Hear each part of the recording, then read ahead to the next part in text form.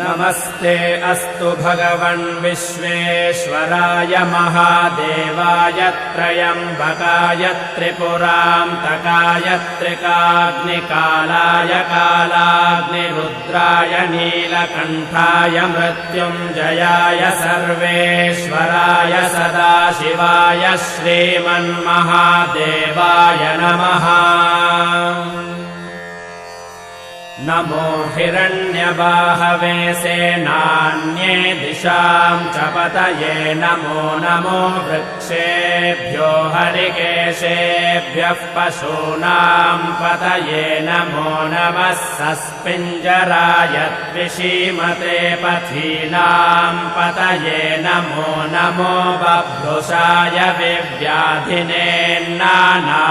पतये नमो नमो हरिकेशाय योपवीति